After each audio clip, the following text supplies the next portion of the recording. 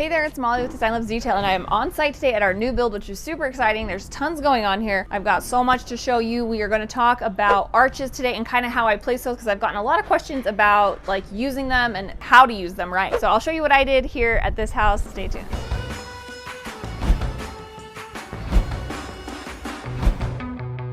Right before we started filming this video, we found out we hit 50,000 subscribers. So thank you. That was exciting, a big moment. It actually feels like a lot, and it's also taken us a long time to get here. So we're happy that you guys are following along, and hope to bring you lots more home content that you love. So let's dive into these arches. First up, I'm on the front porch, and this is where our front door is gonna go. And it's gonna be glass mostly and steel, not black. I didn't want black metal. You'll just have to wait to see the color because it's getting finalized. But well, I've picked it, but I haven't seen it. When they bring our windows, that's the first sign we'll have of the color, because I did the windows to match the door. Anyway, super excited for that, but I really wanted this arch to stand out and be kind of, you know, a moment. So I don't have a lot of arches. The windows are square, the lines of the home are pretty clean, but then we have just kind of this one moment of arch here. So that should be fun. And then I'm gonna show you how inside I also incorporated arches, but in a, you know, very selective type of way. Alrighty, so I guess I don't need sunglasses anymore, but here's like the entryway, and you can see behind me is another place that I chose to do arches. These huge arched doors are also glass. So this is one of the most exciting details, I think, of this home. And this is actually the detail that I was saying. I realized later that this is in fact, two arched doors are part of the Parent Trap house. So I'm sure I subconsciously pulled it from that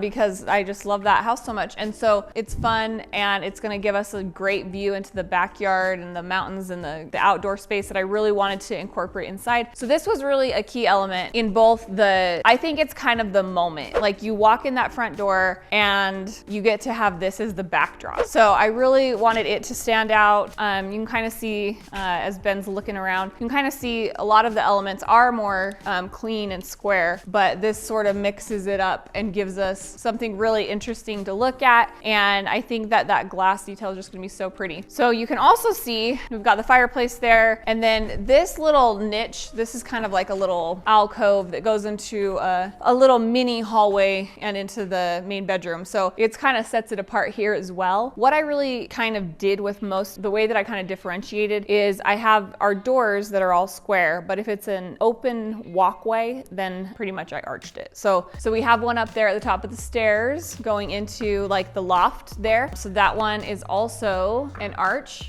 so that it feels like there's some, you know, consistency and some, not necessarily symmetry, because this house actually has a lot of asymmetry. It's kind of interesting because I do love symmetry very much, but this house is kind of a mix of both symmetrical and asymmetrical elements, which I think is actually feels like the goal, to keep it interesting, to have it have kind of an artistic element and not get too repetitious and boring. I definitely think that there's a time and a place for both. So you'll see there's some symmetry here. Whoa, sun in my eyes. Some symmetry here with the arches on either side. This is actually where the range is going. So this is the kitchen area, and there's an archway there and an archway here. Again, these, you can see, you know, a lot of the elements are not arches, so they kind of get to be a moment. And just as far as like showing you guys the updates of the house, we'll walk in here for a second. This is the mudroom. That's where this arch goes to. And then it connects here to the butler's pantry. So this little door, a little broom closet that I've tucked under the stairs, and I'm gonna do an arched door on that just to give some character. So this one's kind of like a one-off random, but it was like already gonna have to be a custom door because it was a shorter height. And so I just wanted it to have some character. And like, I love, like I've talked about a lot, I love the charm of just like the older type of homes, right? Because when they were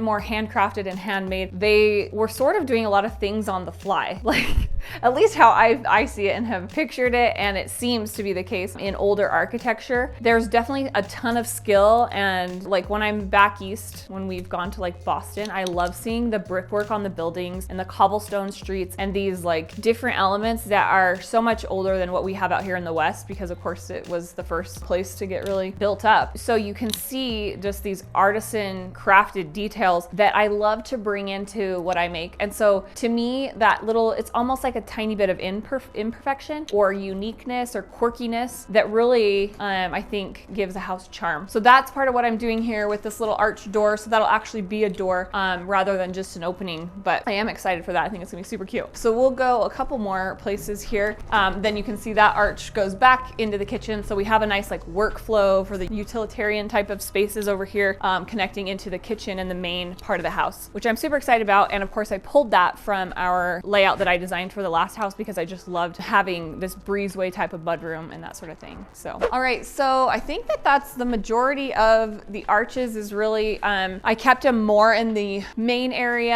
and kind of like as these key details and players in this really grand space. When you have a very open concept room, you have to be thinking of what can be seen from where. So I'm definitely always thinking of balance. Like I have 2 arches here, I have 2 arches there, even though, you know, there may be, like I said, not perfectly symmetrical in every way, we still have like the balance that you're thinking of, because when I'm standing here, I can see everything in the kitchen, everything in the dining room, the staircase, the entry, the living room, even that upstairs like balcony loft thing. So there's a ton to take into consideration when you're designing, you know, a large space like this. And so I will admit it is so much work. And I think sometimes people will forget or don't even realize like what goes into a custom home, but you are literally calculating and figuring out the most minute details, you know, how a wall meets another wall, or how, you know, you're going, just the craziest things, how you're going to create this hood and the scale of it and the angle that it goes up to the ceiling, especially because we have the volume in the ceilings here. We did the second story open all the way through this main area. Makes it trickier for kitchen because, you know, if you want to have pendant lights, it just doesn't really work great when you have the double story. So we aren't even going to do pendant lights. I'll have to do a video for you guys on lighting sometime, kind of like lighting placement, if that would be of interest. Also, I'd love to know in comments if you guys want to write things that you have questions on, like if you're building or remodeling a home, stuff that maybe is challenging or you might want a video on, because definitely we love your input on content creation and what stuff is helpful to you. Definitely we try to answer when there's a lot of demand for something, we try to make a video on it so that, you know, we can address that, because sometimes I forget to what people might wonder about. So definitely voice your opinion there in comments. It's overwhelming, but also it's super rewarding when you get to the point where you can see it all come together. There is totally, I think this is one of the things I have mentioned before, but just if you are in a project, there's definitely times throughout where you sort of question everything and you're like, oh my gosh, is this all gonna work out? But I honestly feel like that's part of the design process. Sometimes it forces you to look at things twice and maybe make little tweaks and adjustments, because it's all really part of the process and the design and making it work. There's so many moving parts, but we'll get there. We'll definitely